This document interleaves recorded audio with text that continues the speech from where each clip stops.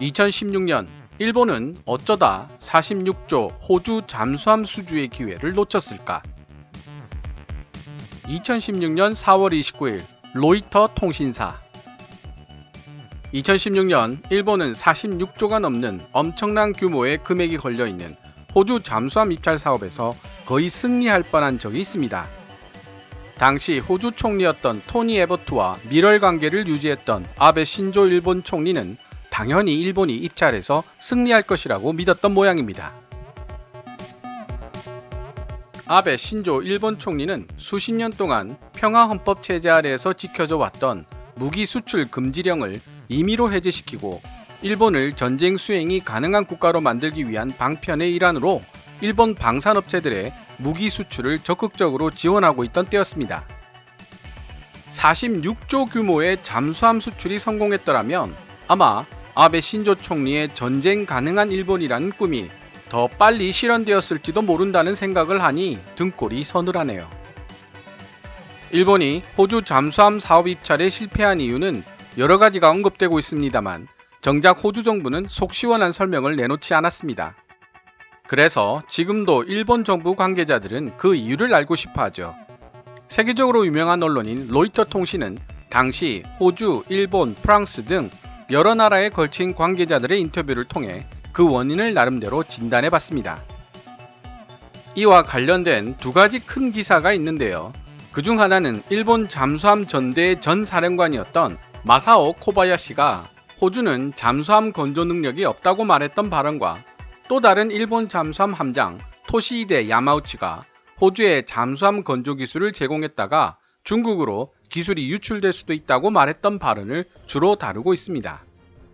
나머지 하나의 기사는 이해하기 힘든 이질적인 일본의 관료 사회의 문제점, 그리고 주고받음을 통해 서로 윈윈해야 성립할 수 있는 무기 수출 사업의 속성 및 로비의 중요성에 대해 설명하고 있는 기사입니다. 이번에 다룰 기사는 두 번째 기사입니다. 첫 번째 기사는 또 시간 날 때 다루어 보기로 하겠습니다. 그럼 기사 본문을 살펴본 후 제 생각을 조금 첨부해 보는 방식으로 진행해 보도록 하겠습니다. 기사 본문은 노란색 글자로, 제 사견은 하얀색 글자로 표시됩니다. 2014년 토니 에버트 호주 총리와 아베 신조 일본 총리 간의 화기애애한 분위기는 대략 400억 달러, 한화 46조 4천억 규모에 이르는 일본산 잠수함 도입 거래를 거의 성사시킨 것처럼 보였다. 하지만 프랑스 해군 방산업체인 DCNS는 체결 직전인 이 계약을 뚫고 들어가기 위해 절망적으로 보이긴 하지만 대담하기 이를 데 없는 계획에 착수했다. 그로부터 거의 18개월 후 세계에서 가장 수익성이 높은 방위산업 거래 중 하나로 알려진 호주 잠수함 도입 사업에서 프랑스는 기적과도 같은 역전승을 거두었고, 그 결과 무기 수출 산업의 부활을 앞당기려던 일본의 꿈은 그야말로 엉망이 되고 말았다. 하지만 12명이 넘는 일본, 프랑스, 호주, 독일 정부와 업계 관계자들을 인터뷰한 내용들을 살펴보면 이질적이기 짝이 없는 일본의 관료 집단과 기업 경영진, 그리고 일본 외교관들이 저지른 일련의 실수가 그들의 입찰을 얼마나 심각하게 손상시켰는지를 보여준다. 특히 일본은 호주 에버트 총리의 인기가 시들어가면서 급격하게 변화하고 있던 호주의 정치 지형을 잘못 읽었으며, 미쯔비시 중공업과 가와사키 중공업이 포함된 일본 기업들도 호주 정부에게 숙련된 조선업 일자리를 제공하겠다는 약속을 주저하며 명확하게 못 박지 않는 실수를 저질렀다. 그리고 일본은 독일과 특히 프랑스에 의해 자신들이 입찰에서 배제되고 있는 중이었다는 사실을 너무 늦게 깨달았다고 입찰에 관련된 소식통이 말했다. 반면 프랑스는 어마어마한 규모와 노련한 경험을 지니고 있는 군산 복합체를 동원하고 호주 국내 잠수함 산업의 강자인 션 코스텔로를 고용하여 뜻밖의 승리를 이끌었다. 수십 년간의 평화헌법 체제 이후 전쟁 가능한 일본을 만들기 위해 보다 강력한 안보상 의제의 일환으로 무기 수출 산업을 발전시키려고 했던 아베 총리에게 있어 일본의 호주 잠수함 입찰 패배는 큰 타격이 될 수밖에 없었다. 와타나베 히데아키 국방부 조달청장은 화요일 입찰 결과가 발표된 뒤 이번 입찰에 일본 정부는 전력을 기울였으며 이 결과가 일본의 방위 산업에 어떤 영향을 미칠지 정밀 분석하겠다고 말했다.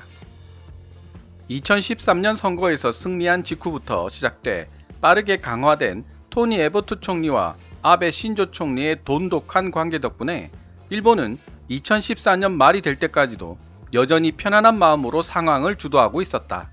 그뿐 아니라 미국의 핵심 동맹국인 일본과 호주는 남중국해를 넘어 더 넓은 해역을 향해 나날이 영향력을 확대시키고자 하는 중국에 맞서 안보 관계를 공고히 하고 싶어 했다는 점에서도 서로의 이해관계가 일치했다. 프랑스의 제안. 그런 상황임에도 불구하고 프랑스는 지속적으로 입찰에 참가할 기회를 엿보았다. 2014년 11월 DCNS CEO인 헤르베 길루우는 프랑스 국방장관 장-이브 르 드리앙에게 호주를 방문해 프랑스를 위한 홍보를 시작해달라고 설득했다. 르 드리앙은 호주 남서쪽으로 멀리 떨어져 있는 알바니로 떠났다. 이곳에서는 세계 제1차 대전 동안 프랑스 서부 전선에서 싸우기 위해 떠났던 호주 군인들의 첫 번째 항해 100주년을 기념하기 위해 호주의 고위 공무원들이 대거 모여 있었다. 나라를 위해 생명을 바쳤던 양국의 젊은이들을 추모하는 자리에서 가슴 아픈 역사의 한 페이지를 공유하는 마음이 잠수함 계약에 대한 논의의 문을 열었다고 프랑스 국방부의 한 소식통은 로이터 통신에게 말했다. 그에 비하면 일본은 2차 세계대전 당시 호주를 침략하며 서로 총칼을 겨눈 역사를 공유하고 있죠. 다른 관계자들과 마찬가지로 자신은 언론에 발언할 권한이 없기 때문에 신원을 밝히지 말아달라고 요청한 이 프랑스 소식통은 다음과 같은 말을 추가로 전했다. 프랑스 국방장관은 잠수함 입찰 문제 때문에 이 행사에 참석하기를 원했었죠. 거기서 그는 호주 측 상대인 데이비드 존스턴 및 에버트 총리와 이야기를 나눴습니다. 치열한 물밑 싸움. 하지만 얼마 지나지 않아 잠수함 입찰에서 일본의 우위는 호주의 정치적 불안정과 호주 보수파의 공격으로 인해 약화되기 시작했다. 2014년 12월 존스턴 호주 국방장관은 호주 조선업체들의 기술을 비하하는 발언을 했다가 압력을 받고 결국 사임을 하게 된다. 토니 에버트 총리가 일본과의 신형 잠수함 공급 계약을 남모르게 조용히 처리하는 사태가 일어날지도 모른다고 우려한 남부 호주의 국회의원들은 호주 정부가 그들의 주안에서 신형 잠수함을 건조하는 방안을 검토해야만 한다고 주장했다. 그들은 수상에게 여러 업체가 경쟁할 수 있도록 입찰 방식을 바꾸라고 압력을 넣었고 프랑스의 DCNS와 독일의 티센크루프가 재빨리 경쟁 입찰에 합류했다. 2015년 2월 이전부터 일본의 아베 총리를 아시아에서 가장 친한 친구라고 묘사했던 호주 총리 토니 에버트는 아베 총리에게 연락해 새로운 입찰 과정에 대해 설명했다. 아베 총리는 이에 공감하고 새로운 입찰 과정에 협조하기 위해 최선을 다하겠다고 말했다고 당시 두 사람 사이의 대화를 알고 있는 정통한 두 소식통이 전했다. 그러나 이 거래가 거의 성사되었다고 확신했던 일본의 입찰단은 큰 혼란에 빠졌다. 우리는 치열한 경쟁에 참가한 상태임에도 불구하고 변한 것은 아무것도 없다는 듯이 행동했습니다. 우리는 이미 입찰에서 이겼다고 생각했어요. 그러니 굳이 요란을 떨어서 평지풍파를 일으킬 필요가 없다고 생각했습니다. 라고 입찰에 참여했던 한 일본 정부 소식통은 말했다. 중요한 로비 행사의 중대성을 이해하지 못한 일본 입찰단 측은 3월에 열렸던 Future Submarines Project 컨퍼런스에도 참석하지 않았으며 결국 독일과 프랑스가 이 중요한 로비 행사에서 마음대로 활약할 수 있는 여지를 남겨주고 말았다고 일본 측 소식통이 전했다. 일본 입찰단은 2015년 8월에 열린 후속 행사에서 호주 현지 협력업체가 될 가능성이 있는 업체들과 접촉을 시도했으나 때를 놓친 뒤늦은 시도는 실패로 돌아가고 말았다. 호주 현지 기업들은 일본이 실질적인 거래에 대해 논의하기를 꺼려한다고 불만을 토로했다. 평화헌법에 따른 수십 년 된 무기 수출 금지령 때문에 호주 현지 기업들은 군수품을 일본에게 수출한 경험만 있을 뿐이었다. 아베 총리가 비록 2014년 무기 수출 금지령을 해제하기는 했지만 이런 상황 때문에 일본 기업에는 호주군과 연줄이 있는 현지 산업 파트너가 전혀 없었다. 그리고 호주 현지에서 잠수함을 건조하겠다고 신속하게 약속을 한 프랑스와 독일과는 달리 일본은 호주 현지에서 잠수함을 건조한다는 조항을 단지 입찰이 요구하는 선택 가능한 3가지 옵션 중 하나로 이해하고 있으며 입찰 규정에 따라 진행하겠다고만 말했다. 2015년 9월 일본 아베 총리의 핵심적인 우군 인사였던 토니 에버트 호주 총리는 말콤 텀블에 의해 총리직에서 물러나게 되었고 호주 잠수함 입찰 경쟁의 문도 활짝 열리게 되었다. 지역 전문가 고용의 중요성. 업계 관계자는 입찰 과정에 있어 경험과 인맥을 포함한 다른 요소들이 항상 작용한다는 점을 기억해야 하며 이를 제대로 관리하지 못하면 다른 입찰보다 많은 문제점을 가지게 된다고 언급했다. 결정적으로 2015년 4월 프랑스 DCNS는 호주 국방부 장관 데이빗 존스톤의 사임으로 그의 초참모총장직을 잃은 코스텔로를 기용했다. 호주의 국영 잠수함 회사인 ASC에서 전략본부장을 역임했을 뿐 아니라 전직 해군 잠수함 승무원이기도 했던 코스텔로는 입찰을 주도하는 데 있어 이상적인 인물이었다. 만약 일본 입찰단이 먼저 그에게 전화를 했다면 코스텔로는 입찰을 이끌어달라는 일본의 제의를 기꺼이 받아들였을 것이라고 코스텔로를 잘 아는 한 소식통은 말했다. 그가 일본 입찰단에게 먼저 전화를 했지만 그들이 전화를 받지 않았다고도 말했다. 하지만 현재 코스텔로는 그 입찰에 대해 공개적으로 언급하기를 거부하고 있다. 코스텔로 팀은 최종적으로 이 잠수함의 전투 시스템을 구축하게 될 미국 방산업체인 로키드 마틴과 레이시온을 자기 편으로 끌어들이는 중요한 인물을 포함하여 DCNS가 입찰을 이기기 위해 필요한 12가지 과제 목록을 작성했다.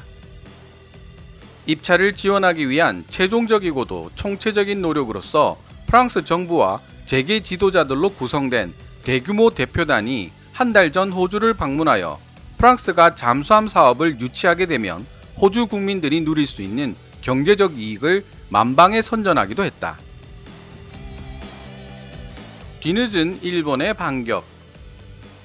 마침내 행동에 돌입한 일본은 2015년 9월에 조직적인 활동을 확대하기 시작했다. 캔버라 주재 일본 대사였던 구사카 스미오와 미쯔비시 중공업 등 당시까지 여러 부처에 걸쳐 분열되어 있었던 잠수함 입찰 사업 처리 방식을 하나로 통일하기 위해 일본의 수석방위 관료인 이시카와 마사키가 개입했다. 일본 정부는 뒤늦게 호주에 리튬이온 배터리 공장을 설립할 가능성과 미쯔비시 중공업의 호주 지사 설립 가능성 등 단순한 국방의 의미를 넘어 호주에 대한 경제적 투자와 개발 기회에 대해 이야기하기 시작했다. 호주인들의 지지를 얻기 위한 최후의 막판 시도로 일본은 소류급 잠수함들 중 하나를 시드니로 보냈다. 그러나 화요일에 소류급 잠수함이 일본으로 귀함을 하던 도중 호주 정부는 잠수함 거래가 프랑스 DCNS로 넘어갔다는 소식을 발표하고야 말았다. 처음으로 호주 알바니를 방문했던 기억을 되새기면서 월요일 프랑스 북서부에서 열린 호주 전몰 장병들을 위한 엔잭데이 예배에 참석하고 있던 프랑스 국방장관 장 이브 르 드리앙은 그곳에서 프랑스의 입찰 성공 소식을 듣게 되었다. 패배한 일본의 입장에서 볼 때 당분간 아베 신조 총리가 구상했던 무기 수출 산업을 발전시키는데 도움이 될 수 있을 만한 또 다른 큰 국제적인 규모의 방산 사업 입찰이 빠른 시일 내에 있을 것 같지는 않다. 사실 그 이후로 3년이 넘는 시간이 지났지만 지금까지도 일본이 입찰한 국제 방산 사업이 있다는 소식은 외신으로도 접하기 힘들었습니다. 보다 가능성 있는 해결책은 군수산업 공급망에 일본 기업을 포함시키기 위해 해외 파트너들과의 공동개발 프로젝트에 뛰어드는 것이다. 그런 프로젝트에는 심지어 호주가 만들고 있는 프랑스 잠수함에 사용되는 부품을 만드는 것도 포함될 수 있다고 도쿄의 한 소식통은 말했다. 하지만 대부분의 일본 관료들은 잠수함 입찰에서 그들이 왜 패배했는지를 호주 정부가 상세하게 설명해 주기를 바라고 있다. 고통스럽고 당혹스러운 패배의 경험이지만 그로부터 배울 수 있는 것이 무엇인지 알고 싶다는 것이다. 우리는 마지막 순간까지 우리가 이길 수 있을 것이라고 생각했습니다. 고 일본 내 다른 소식통은 말했다. 이상 2016년 4월 29일 로이터 통신이 게재했던 기사를 번역해 보았습니다. 2019년 10월 1일에 제가 게재했던 KKMD 90번째 이야기, 대한민국 기술로 동남아 최초의 잠수함 건조국이 된 인도네시아와 못마땅한 호주 편에서 인도네시아로 잠수함 기출을 유출해서는 안 된다는 의견을 강력하게 주장하는 시청자들이 있었습니다. 이번 일본의 호주 잠수함 입찰 실패 기사를 번역하면서 저도 다시 한번 생각해 본 부분인데요. 무기 체계를 수출한다는 것은 단순하게 무기만 파는 일이 아니라는 것을 다시 한번 깨닫게 된 계기가 된 것 같습니다. 기술 이전이나 국내 일자리 생성 등 부가적인 혜택 없이 일방적으로 무기를 구입하는 나라는 없다는 것입니다. 우리 이익만 생각해서는 단기적으로는 물론 장기적으로도 득보다는 실이 많을 수밖에 없습니다.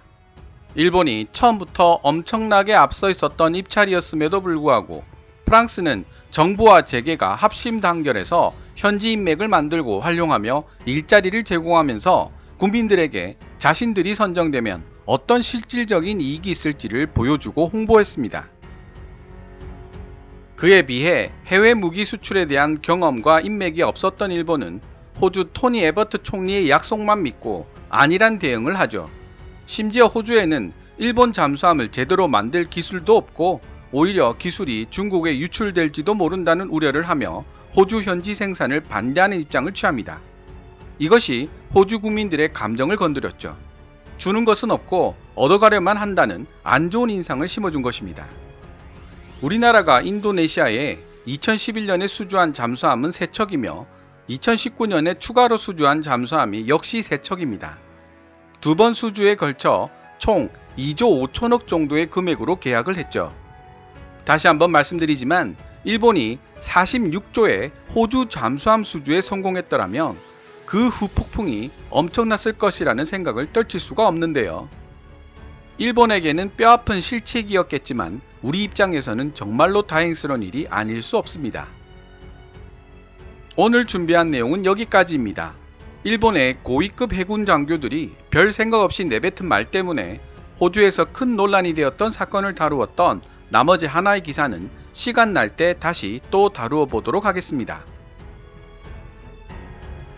지금까지 시청해 주셔서 감사합니다. Kevin's Military Channel KKMD